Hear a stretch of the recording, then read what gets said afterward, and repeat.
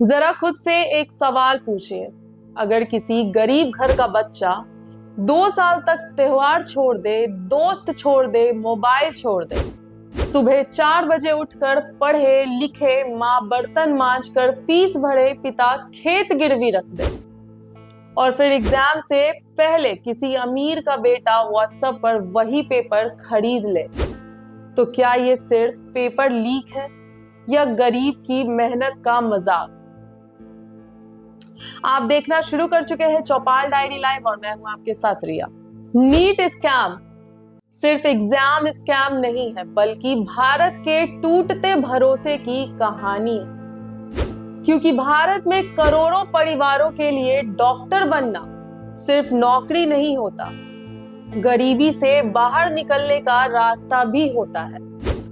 गांव में आज भी लोग कहते हैं कि अगर उनका बच्चा डॉक्टर बन जाए तो पूरा खानदान बदल जाएगा। लेकिन अब सवाल ये उठ रहा है कि क्या मेहनत से जिंदगी बदल रही है या सिस्टम से सेटिंग करने वाले आगे निकल रहे हैं? शुरुआत कहां से हुई, पहले ये समझते हैं। भारत में मेडिकल एडमिशन पहले राज्यों के हिसाब से होता था। हर राज्य का अलग एग्जाम, यानी प्राइवेट कॉलेजेस का अलग खेल। डोनेशन, मैनेजमेंट, कोटा, पैसा सब चलता था। फिर सरकार बोली एक देश एक परीक्षा और आया नीट। लोगों को लगा कि अब सब बराबर होंगे, अमीर गरीब सब एक ही लाइन में खड़े होंगे। लेकिन असली खेल यहीं से शुरू हुआ। 2017 में सरकार ने बनाया एनटीए यानी नेशनल टेस्टिंग एजेंसी। बड़ी बड़ी बातें हुई, transparent system, technology based exam, fair selection, corruption free process. लेकिन सवाल यह है कि अगर इतना मॉडर्न सिस्टम था तो हर साल कोई ना कोई एग्जाम विवादों में क्यों आता है? नीट, नेट, सीयूईटी, जी, कहीं सर्वर डाउन, कहीं रिजल्ट इशू, कहीं पेपर लीक। यानी समस्या छोटी नहीं, बहुत बड़ी है। अब सबसे बड़ा सवाल यह है कि एनटीए आखिर है क्या? ये एक यूपीएससी जैसी कॉन्स्टिट्यूशनल बॉडी नहीं है। यूपीएससी संविधान से बनी संस्था है, उसकी ताकत अलग है।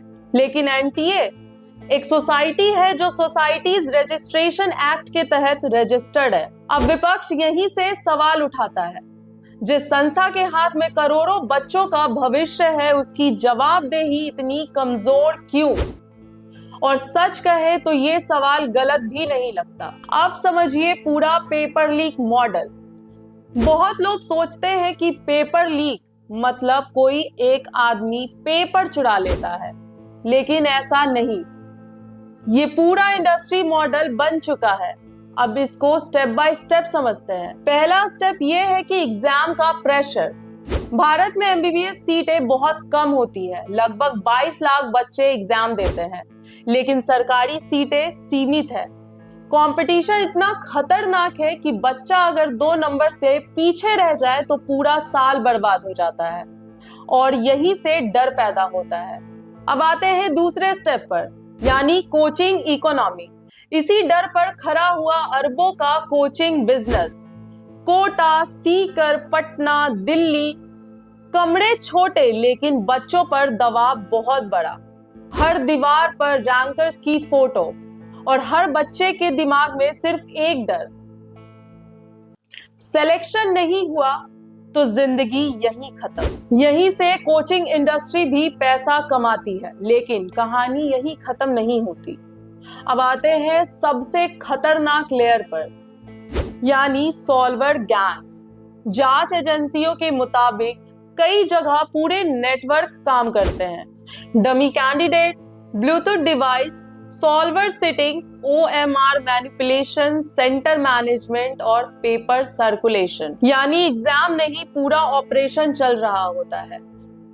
और सबसे डराने वाली बात, ये सब कोई अकेला आदमी नहीं कर सकता। पूरा नेटवर्क चाहिए, सिस्टम के अंदर मदद चाहिए, लोकल लिंक्स चाहिए। बिहार, राजस्थान, मध्य प्रदेश का नाम बार बार क्यों आता है? क्योंकि कई जांचों में इन राज्यों के लिंक सामने आए। जयपुर, नासिक, कुछ सेंटर्स, कुछ गैंग्स, लेकिन ध्यान रखिए समस्या सिर्फ इन राज्यों की नहीं है। समस्या उस सिस्टम की है जहां लीक से करोड़ों कमाए जा सकते हैं। अगर प्रॉफिट इतना बड़ा होगा तो माफिया पैदा होगा ही। अब बात करते हैं असली प्रॉब्लम है क्या। Paper leak? बिल्कुल नहीं।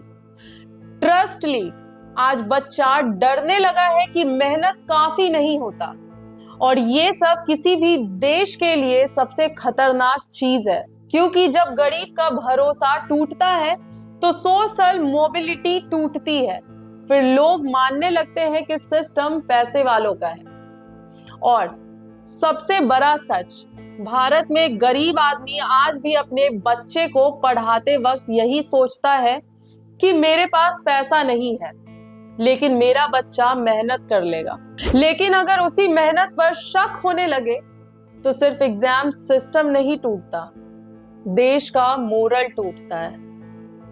नीट स्कैम सिर्फ पेपर लीक नहीं है, ये कहानी है टूटते भरोसे की, कोचिंग इंडस्ट्री की, एजुकेशन माफिया की, कमजोर निगरानी की, और उस सिस्टम की जो बच्चों को रैंक बना रहा है, इंसान नहीं। अब सवाल सिर्फ इतना ही नहीं कि पेपर किसने लीक किया, सवाल ये है कि ऐसा सिस्टम बनने ही क्यों दिया जहां लाखों बच्चों का भविष्य कुछ लोगों के लालच से हार जाए। हमें कमेंट में जरूर बताइए, क्या भारत का एजुकेशन सिस्टम अब सुधार चाहता है या पूरी सर्जरी। अगर आपको ये वीडियो पसंद आए तो लाइक, शेयर और सब्सक्राइब जरूर करें।